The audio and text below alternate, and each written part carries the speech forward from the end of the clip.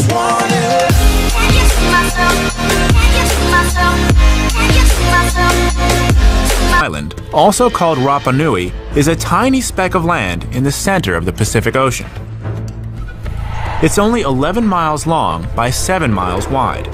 So one of the many mysteries of this amazing island is how anybody found it in the first place.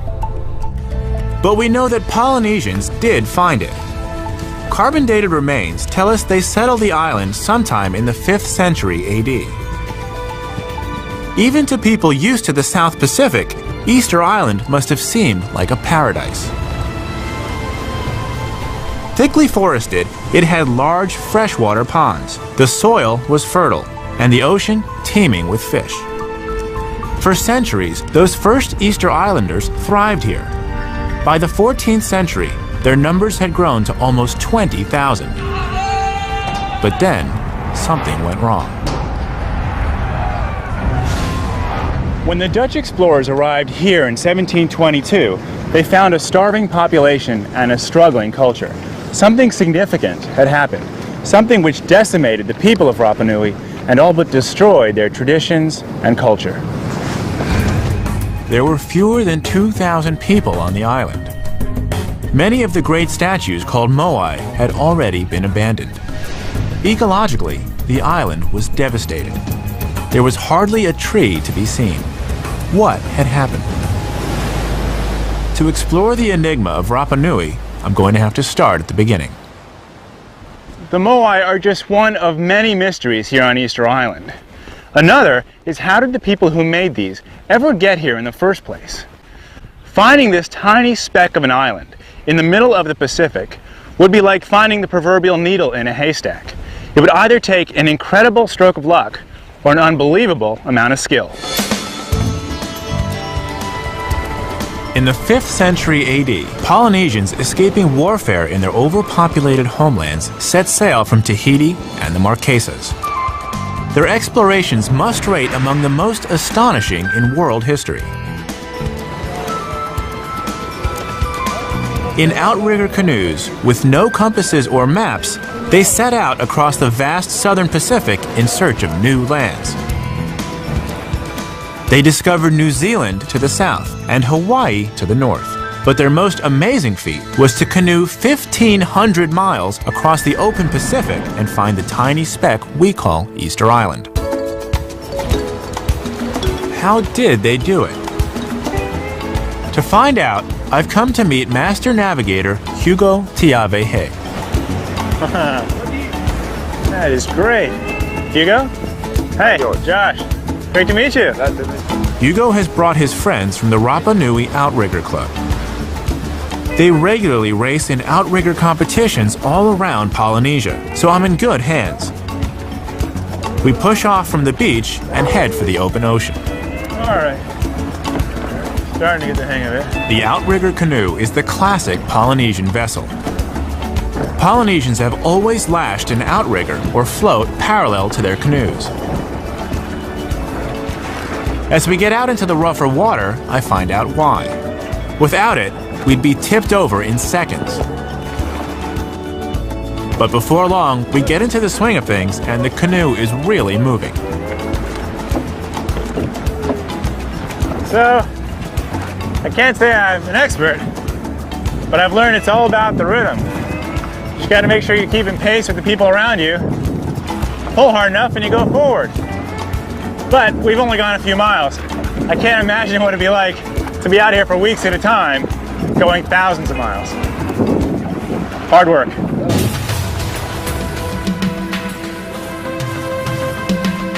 I think about the scene 1,500 years ago when those early Polynesian navigators set out from the Marquesas and headed east across the Pacific. Legend has it, their leader was a king named Hotu Matua. What baffles me is how, after weeks at sea, he and his people were ever able to find the tiny speck of land we now call Easter Island. I put the question to Hugo. So despite not having things like compasses and maps, sailors like Hotu Matua would have come here using a lot of different tricks to get across the sea safely. Of course. Like at night time, they put their feet in the water, they can feel big swell that it goes into the land. At the impact that it hit the land, it send back a little waves. What Hugo tells me is astonishing. Many miles from land, Hotu Matua and his navigators could detect the tiny waves that bounced back from the shore. They were alert to every variation of wind and current. They observed the movement of birds and stars. Putting all this information together, they could find their way across vast expanses of ocean. Finally, one day in the 5th century, Hotu Matua and his people came ashore on the island that would later be called Rapa Nui, Easter Island. One can only imagine what it was like to spend weeks, possibly even months at sea before all that navigational skill pays off and they find this beautiful island, a place that they can call home for the next 1,000 years. Polynesians had been sending out exploration teams for centuries. When these intrepid groups of men found islands, they would return with news of their discoveries. Then, colonization parties would set out with women, children, plants, and animals to take possession of the new lands.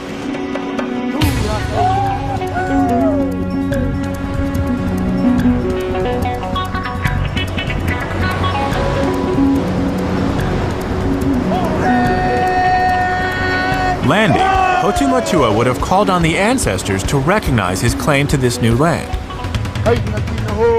Hotu Matua must have realized this was a place where his people would thrive and prosper. What he couldn't know was that one day disaster would befall them. Coming up, I explore an ancient quarry, wrestle a moai, and carve my own, all in search of clues to the mysterious catastrophe that overtook Easter Island. When Europeans first arrived on Easter Island in 1722, they found a treeless landscape that had been ecologically and socially devastated. What had happened? I've been exploring this tiny island in the middle of the Pacific Ocean, searching for answers. Out on the open sea, I came to appreciate one of the most amazing feats of exploration in world history: the discovery of Rapa Nui by Polynesian navigators in the 5th century AD. But 1,000 years later, an environmental disaster overcame the island. Why and how? I've heard a surprising theory that it was the intensive production and transport of the island's famous statues which may have precipitated the ecological crisis. To investigate, I decide to visit the largest group of statues on the island. They're 8 miles from Easter Island's only town, Hangaroa. One of the best ways to get there is on horseback.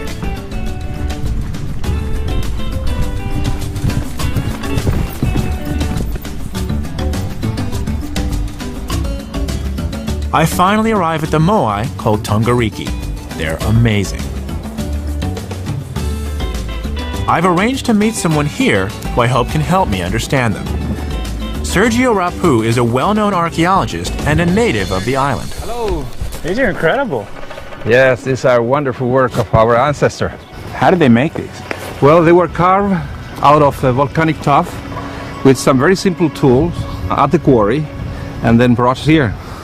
So there's a quarry where they actually harvested this rock. Oh yeah, in fact it's just right there. Can we go take a look? Sure. The quarry is only a few minutes' ride away, on the side of one of the island's many extinct volcanoes. We leave the horses at the base of the volcano and start to climb. When we get to the rim, we're greeted by an amazing sight. The crater is now a lake, and around it are hundreds of unfinished stone heads. This is crazy. They're like just sticking out of the ground everywhere. How many moai are there? Over the island, I think there are about 900. 900. And they all come from this quarry? There are about 300 still here, and the rest distributed, scattered all over. And are they all about this size? No, it varies from a couple of meters all the way to 66 feet tall. It's It's like a giant abandoned factory. There are statues all over the crater, some standing, others lying down, and they're massive. Sergio tells me that for centuries, statue production was going on almost non-stop at this quarry. The place would have been swarming with people carving and transporting moai. And then for some reason, they seem to have put down their tools and stopped. Why? Before coming here, I knew about these statues or moai, but what I didn't know was how enormous they are. Remember, half of this guy is still buried in the ground below. At the time that these were built, aside from the tops of the trees or the masts of their ships, these would have been the biggest things on the island. Using Stone Age technology, creating and transporting the gigantic moai must have absorbed an amazing amount of time and energy. They must have been really important to the people of Rapa Nui. Does anyone know what they represent? They represent the ancestors. The cult of ancestor was practiced here, and they are the focal point for activities, ceremonial activities, and they are ceremonial centers for the lineage.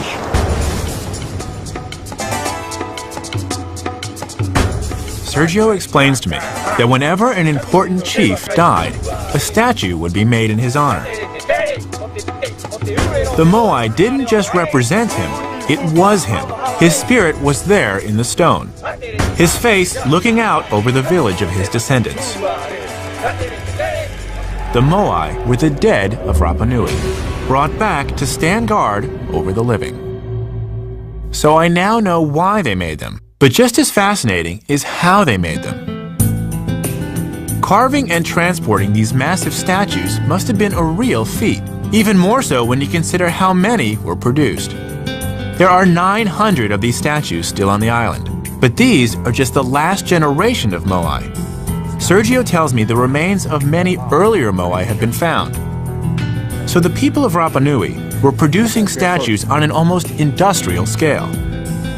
Could this somehow have precipitated the ecological crisis on the island? I need to know more about the production of these moai. Sergio takes me to meet master carver Jose Rapu. Look, he's making a moai. Oh, yeah. He's using rocks, so this is a traditional technique. That's right. So they use the peak made out of basalt, which is very dense material. That's just like the original. It wear out, of course, in the process of making the moai. So this one's almost done. Yeah, but still works. It still works. Very sharp. Is it okay if I give it a shot? Yeah, you can. So you just hit. Oh yeah. So because it's harder, it just crumbles away. The softer stone crumbles away. Yeah. And that's how you can just shape it. So if I wanted to take some off here, You can. yeah, that's pretty easy. There you go. Yeah, you're becoming a Rapa Nui sculptor. Yeah. I'm an apprentice under the master. It turns out to be easier than I'd imagined, just very time-consuming. Sergio tells me the key was teamwork. So Jose is the master artist of this moai. He would have a team of people working under him. Exactly. The whole community involved. And how long would it take to make a moai? Approximately a year. It's a lot of hard work. Huh. Maybe I'll help Jose. Maybe we'll knock it down to 6 months. From Jose, I learned some of the basic carving techniques used to create the moai. But there's nothing here which could produce an ecological disaster. Could it be the transport of the statues which was to blame? We head back to the quarry. Sergio shows me one of the most amazing sights of the island. Massive, half-finished moai, some over 60 feet tall, still encased in the rock from which they were being carved.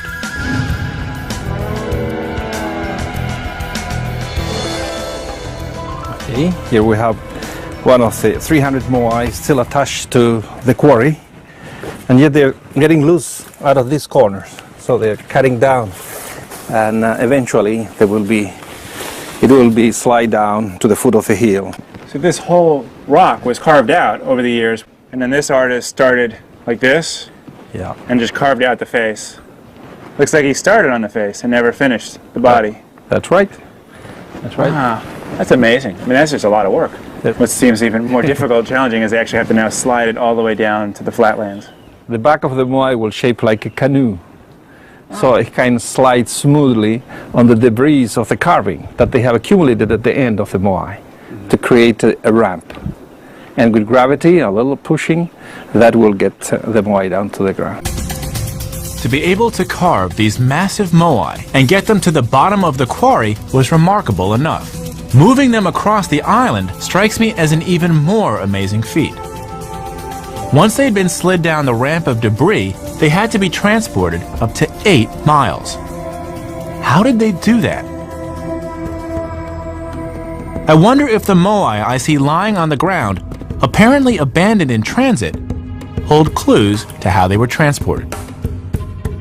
This is huge. How much would this weigh? This is about 50 ton. 50 tons. 50 ton, yeah. As we keep walking, we come across moai after moai, all lying face down in a straight line. This is a really big one. Yeah. Much larger than the last two. Sergio, I've noticed that all of the moai we've seen seem to be on the same line leading to the quarry. That's right, because this is one of the main roads of the Moai. We know of 4 of them at least. These roads were carefully constructed and leveled to make transport of the statues easier. So it's indicated it fell off during transportation. But I still want to know how the people of Rapa Nui could move 50-ton stones. They were moved. And then we have more up here. Sergio has organized a demonstration for me with a replica of one of the smallest moai. So the Moai move horizontally. He says that at first, archaeologists assumed the moai were moved lying on their back, using a system of logs as rollers. So it's very easy to move on a flat ground and with the wood attached. I can see how this could deplete the timber of such a small island.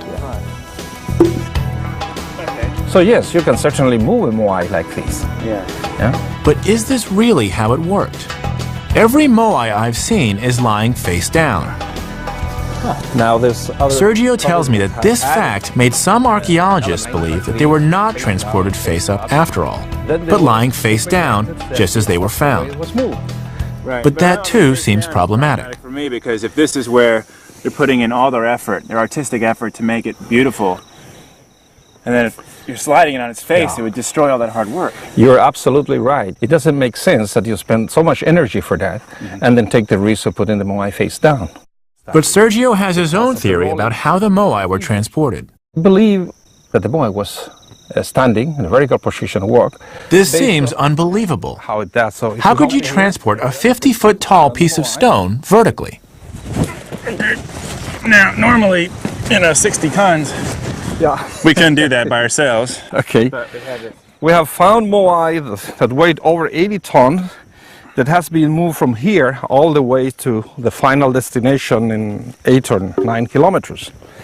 So what we have here then is a Moai completed, the back and the front, but the base of the Moai were never completed at the quarry. On the contrary, at the quarry, the base of the Moai will be carved in such a way that allow for the Moai to tilt a little bit like this and be pulled forward, kind of walking. So you can have a tilt and pull type things. So you'd move it like a refrigerator.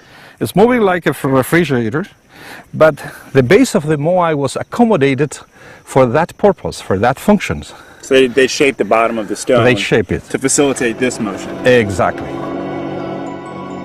If it's correct, Sergio's theory is astonishing. Teams of men pulling on ropes were able to set up a carefully controlled rocking motion, which walked the upright moai forward. It seems totally counterintuitive, but the curved bases of the statues in transit is compelling evidence. If the Moai were transported horizontally, why to bother to prepare the base of the Moai in such a way that allow the rocking? And that allow for the Moai to tilt a maximum perhaps 5 or 6 degrees, one side or the other. And to pull this, it required tremendous coordinations of the rope movement. So the ancient people will use shunt. They will shunt, and the rhythm of the shunt will allow the people to properly pull at the right second. So they're chanting and singing as the Moai is Exactly, moving. they're chanting and singing, and the Moai will go like that. Many years ago, Rapa Nui elders told Sergio the Moai walked across the island. He didn't believe it then, but he does now. Perhaps the Moai really did walk.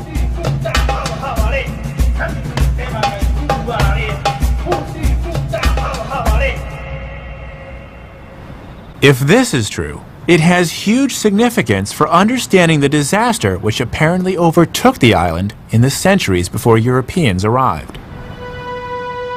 I wondered if Moai transport demanded so much timber that it could have deforested the island. But transporting the Moai vertically would have required very little timber. The Moai and the ancestor cult could not have deforested the island alone. There must have been something else behind the crisis on Easter Island. Coming up, the tragic fate of Rapa Nui and the desperate attempts of its people to save themselves. So they were actually practicing cannibalism. Easter Island is the remotest inhabited island on Earth. I'm trying to discover the fate of the Polynesians who populated it. Pollen analysis has shown that when Hotumatua and his pioneers arrived in the 5th century AD, the island was thickly forested.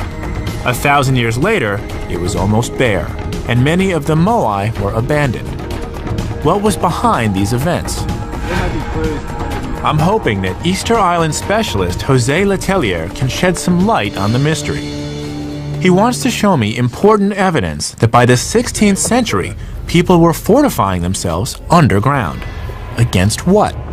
This is the entranceway to a very extensive cave system which runs throughout this area. These caves are in fact ancient lava tubes through which rivers of molten rock once flowed from volcanoes now long extinct. Well, here we are, and you can see we've got walls here on the front of the lava tube, which are obviously some sort of fortification. These remains show us that these caves were used in such a way that allowed people to defend themselves. If you look over here, we have the cooking oven. Fire pit. These things were typically located here near the exterior of the cave so that, of course, the smoke doesn't fill the inside of the cave.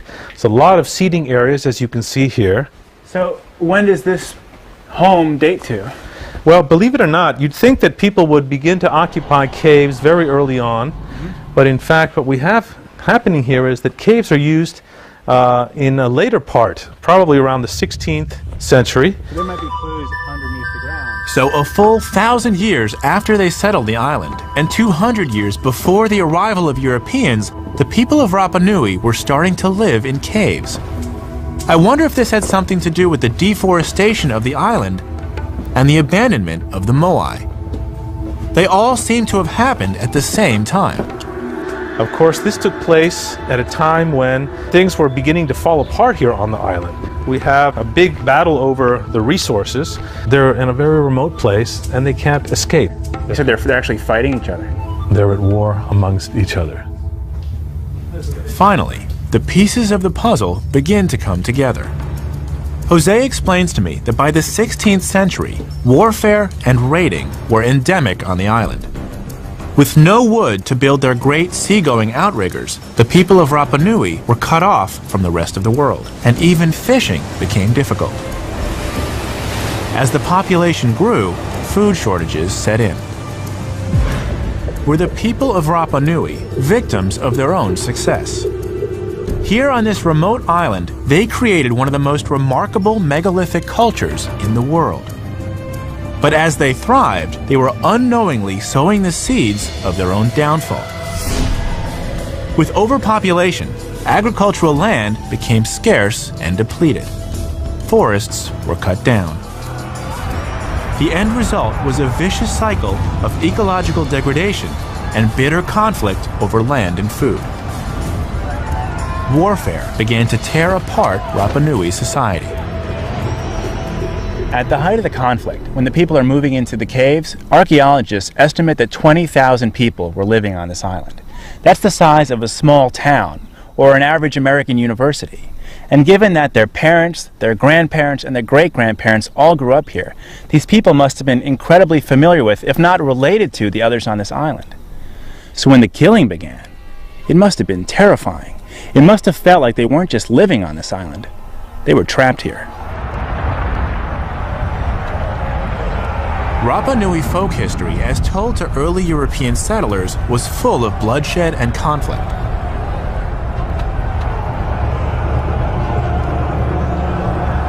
Location names all over the island commemorated grisly events, like the place they call Anakai Tagata.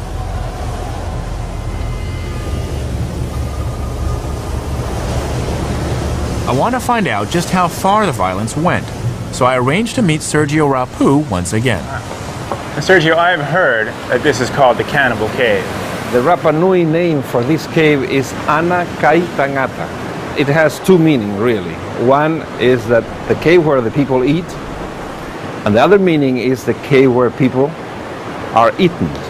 So was cannibalism actually practiced here? Given the desperate situation of 15th, 16th century, it's very likely that some kind of cannibalism did occur. There was a real scarcity of everything, especially food. And so it could very well be that cannibalism was present at that time. Whether they really practiced cannibalism or not, the picture I'm getting of Rapa Nui society in the 15th and 16th centuries is a very grim one. It's backed up by a reproduction, I find, of a new type of moai created at that time. As the people of Rapa Nui faced the new priorities of survival, moai construction ceased. But one craftsman created a new art form which captured the grim realities of their situation. It was called the moai kava. These skeletal, grimacing figures carved in wood were created only in the warfare years on Rapa Nui, when starvation and death must have seemed ever present. They're small because by this time only small pieces of wood were available on the island. They are certainly a far cry from the stout, serene moai, which were the protective ancestors of old. Was there nothing the people of Rapa Nui could do to stop the island's slide towards chaos? Coming up, their final game plan for survival, the Birdman cult. Go down this cliff? Right? Did they use ropes? No. The story of Easter Island, which I've been piecing together, is an amazing saga of heroism and tragedy. The Polynesians who first discovered the island in the 5th century AD must have thought they discovered paradise. But their idyllic existence here did not last forever. Easter Island is very small, and its resources strictly limited. As the population grew, it began to deforest the island. In time, there was no wood left to build the great ocean-going canoes which were their contact with the outside world. Trapped on the island, the people of Rapa Nui began to fight over their ever-diminishing resources. Long before the arrival of Europeans, starvation and warfare ravaged the island. But I've heard of an attempt by the islanders to remedy their situation. This is the ceremonial village of Orongo. On that side, we have the crater of an extinct volcano. And over here on this side, a 1,000-foot cliff dropping down to shark-infested waters. It was here in this unusual location where the people of Rapa Nui may have created a solution to their problems. I'm hoping archaeologist Sergio Rapu can tell me more about it. How are you? This is a great spot. Oh, yeah. I've heard that this place, this village Orongo, is where something special was created. Well, this is a place of the Birdman cult. The Birdman cult was a solution to the redistributions of resources. And the leaders, the warriors, would gather here once a year to compete to have a political and economic control of the island. Every year, the nesting of the sooty tern, a migratory seabird, signaled the inauguration of a new Birdman ceremony. Clan chiefs and their warriors gathered at Orongo for a contest to decide which clan would rule the island for the next year. Before the Birdman cult, there had never been a unified authority on the island. Each clan worshipped its own ancestors and looked after its own territory. When the clans went to war, there was nothing and no one to stop them. Sergio and other archaeologists believe the Birdman cult was developed at the height of the conflicts as a way to try and control them. This almost suicidal contest was witnessed by the early Europeans. So they would start here at Orongo. That's right. And they'd go down this cliff. Exactly. The contest started when the clan chiefs sent their best warriors racing down the 1,000-foot cliff below Orongo.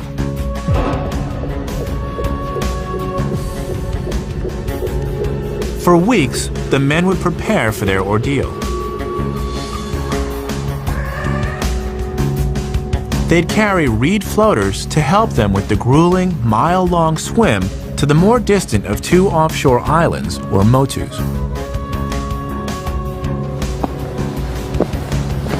Oh my God. Look at that. Sergio, they'd go down this cliff Exactly. and then swim out to that island. Balanced precariously on their floaters, the swimmers had to battle ocean swells and powerful currents.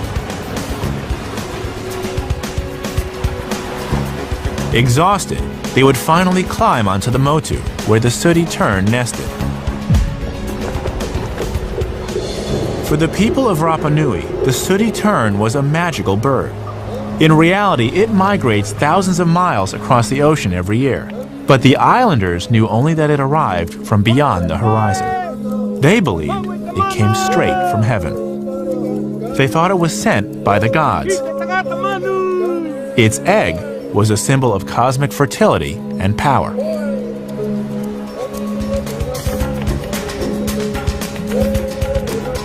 Once contestants found an egg, they had to race all the way back to Orongo with it.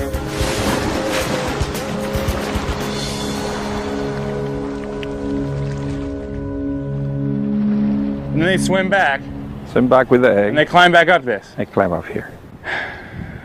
Wow, that's a contest. The clan chief of the first warrior to return with an egg would then have authority over the island and its resources for the year.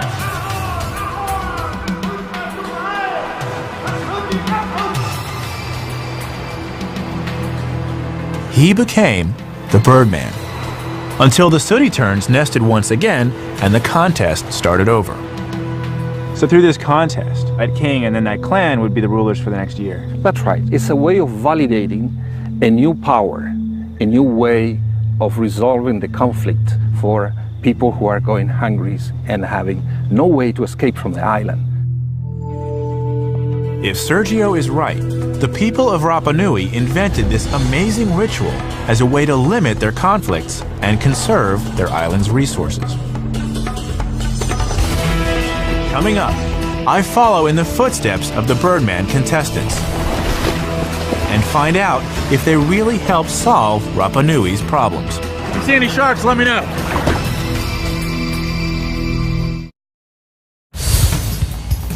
My investigations on Easter Island are coming to a head. I've learned that the islanders created an ecological catastrophe, which led to years of chaos and violence. By the 15th century, Rapa Nui society was staring into the abyss. Its response was the amazing Birdman cult, an annual contest to establish a supreme leader over the island's warring factions.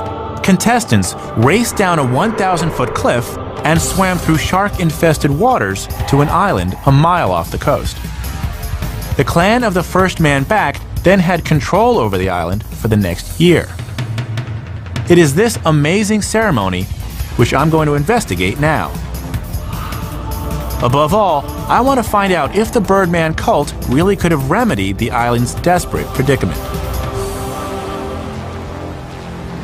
What Sergio said about the Birdman cult was fascinating. So I've come here to the port of Hangaroa, a small town on Easter Island. My goal is to take a boat and go to the base of the cliff and see what challenges these contestants actually faced. From Hangaroa to the cliffs of Orongo is only about a mile, but it's an exhilarating boat ride. One thing that I wish you could experience is the quality of the air and the water here.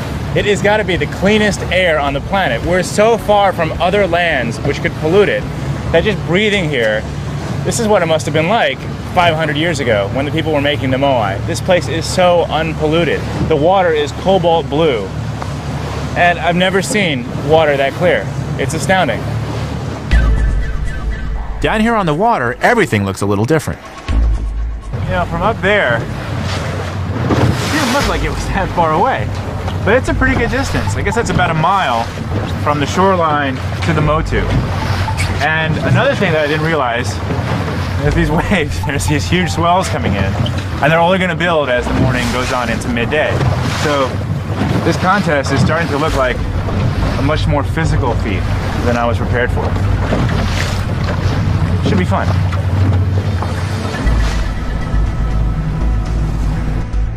Finally, we arrive at a point between the base of the cliff and the Motu of the sooty turn.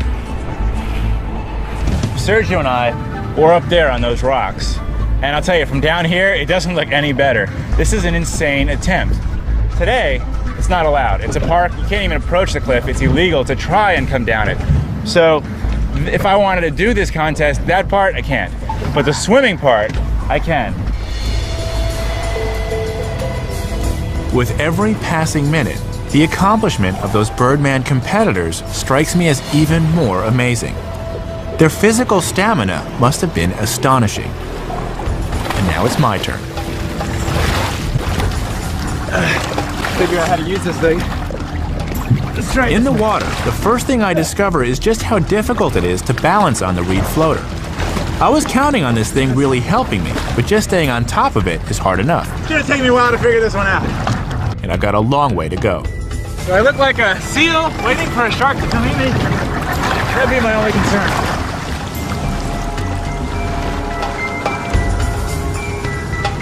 The immediate challenge is the strong current, always pushing me back towards the cliff. Keep thinking, almost there, almost there. And you look back and you go, no, I'm not. I've now been in the water for about an hour. Because of the current, I've hardly made any progress, and I'm getting seriously tired. I think I may have to face the reality that I'm not gonna get there. I'll give it my best shot.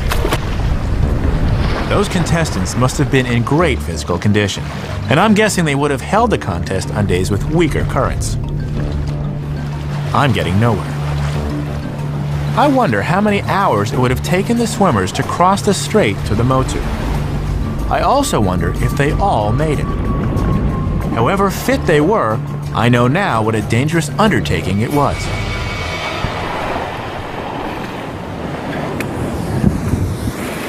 Bruised and battered from the climb down the cliff, soaking wet and exhausted from the swim, the contestants would arrive here at the Motu, the halfway point in their journey. But before they can make the trip back, they'd have to search this island for an egg.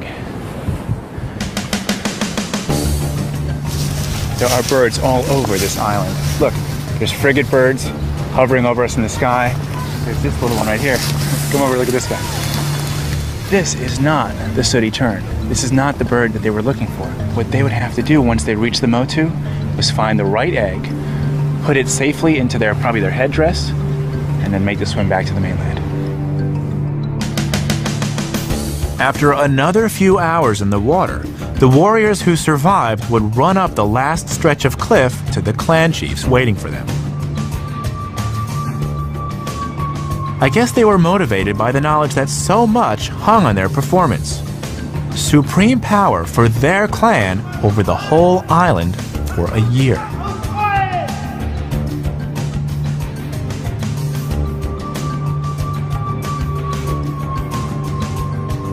But I still have a lot of questions about the Birdman cult.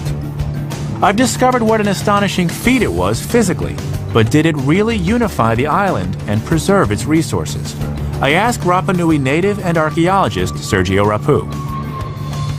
From a pure survival perspective, the Birdman cult succeeds and keeps the Rapa Nui people alive until the Europeans arrive. Is that correct? Yeah, that was the end of the prehistory of Rapa Nui, and the Rapa Nui were surviving, perhaps much more impoverished than the first time they arrived to this island, and they were abandoning totally the cult of the ancestor, but they were alive. Sergio tells me the Birdman cult became everything, and they abandoned their ancestor cult. The first Europeans to arrive here in 1722 found a demoralized and starving people living among the fallen statues. It sounds to me like the Birdman cult was too little, too late. The people of Rapa Nui were helpless to stop the processes they'd set in motion centuries before. I think that perhaps the lesson of Rapa Nui is one that the world today should be paying attention to. The people who settled this island were hyper aware of their environment. They could detect the slightest change in the wind, the currents of the sea, the flight paths of the birds, and yet they completely missed the destructive path that they were set upon. It's hard not to see the fate of Easter Island as a haunting parable. Still, after centuries of disastrous settlement, the islanders are beginning to thrive once again. People like Sergio are taking hold of their heritage. Lento. The ancestors seem to be coming back to life. Good morning, Joshua. How are you? Great, look at these. Yeah. They look completely different. You can see the ancestor alive here. Sergio has discovered their original coral eyes. That's right. Now, I know that you're a modest man, but you're the one who actually discovered the eyes, correct? We discovered the meaning of the eyes. Sergio is being modest. Everybody used to believe the Moai had empty eye sockets, symbolizing death. In 1978, Sergio's team found hundreds of small coral fragments beneath the Moai. He couldn't figure out their significance until he started to fit them together. That must have been an exciting discovery when you had all these coral pieces and you didn't know what they were for, and then all of a sudden, their eyes, right? It is wonderful because you give a total different appearance to the monument, and that's what they used to look like. And it's also bringing a very powerful meaning to us. Our elders will always refer to the Moai as the living face of the ancestor. So by putting the these eyes in the face, you're actually giving sight to your ancestors. Yes, yes, yes, yes. The Moai with eyes, just as the ancients would have seen them, have never been filmed before. To see them staring out over their island, guarding it once again, seems like the perfect end to my exploration of the astonishing saga of Rapa Nui.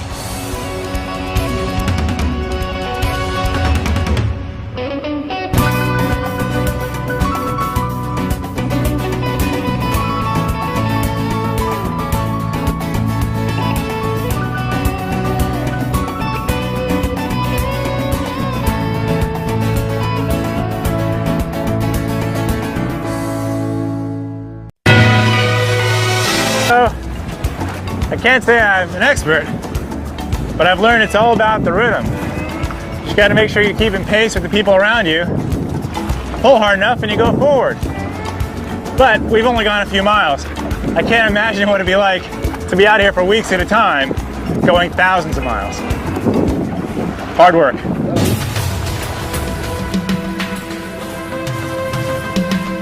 I think about the scene 1,500 years ago when those early Polynesian navigators set out from the Marquesas and headed east across the Pacific.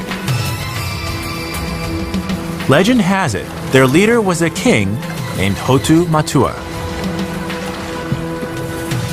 What baffles me is how, after weeks at sea, he and his people were ever able to find the tiny speck of land we now call Easter Island. I just want it. Can you see myself? Can you see myself? Can you see myself? Island, also called Rapa Nui, is a tiny speck of land in the center of the Pacific Ocean. It's only 11 miles long by 7 miles wide. So one of the many mysteries of this amazing island is how anybody found it in the first place. But we know that Polynesians did find it. Carbon-dated remains tell us they settled the island sometime in the 5th century AD. Even to people used to the South Pacific, Easter Island must have seemed like a paradise. Thickly forested, it had large freshwater ponds. The soil was fertile, and the ocean teeming with fish. For centuries, those first Easter Islanders thrived here. By the 14th century, their numbers had grown. To find out, I've come to meet Master Navigator Hugo Tiavehe.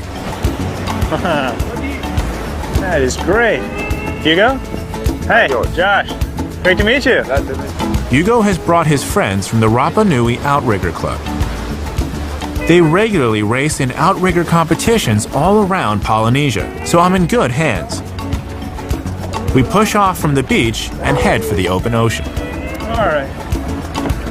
Starting to get the hang of it. The outrigger canoe is the classic Polynesian vessel. Polynesians have always lashed an outrigger or float parallel to their canoes. As we get out into the rougher water, I find out why. Without it, we'd be tipped over in seconds. But before long, we get into the swing of things and the canoe is really moving. Almost 20,000. But then, something went wrong. When the Dutch explorers arrived here in 1722, they found a starving population and a struggling culture. Something significant had happened. Something which decimated the people of Rapa Nui and all but destroyed their traditions and culture. There were fewer than 2,000 people on the island. Many of the great statues called Moai had already been abandoned. Ecologically, the island was devastated. There was hardly a tree to be seen. What had happened? To explore the enigma of Rapa Nui, I'm going to have to start at the beginning. The Moai are just one of many mysteries here on Easter Island. Another is, how did the people who made these ever get here in the first place? Finding this tiny speck of an island in the middle of the Pacific would be like finding the proverbial needle in a haystack. It would either take an incredible stroke of luck or an unbelievable amount of skill. In the 5th century AD, Polynesians escaping warfare in their overpopulated homelands set sail from Tahiti and the Marquesas. Their explorations must rate among the most astonishing in world history. In outrigger canoes, with no compasses or maps, they set out across the vast southern Pacific in search of new lands. They discovered New Zealand to the south and Hawaii to the north. But their most amazing feat was to canoe 1,500 miles across the open Pacific and find the tiny speck we call Easter Island. How did they do it?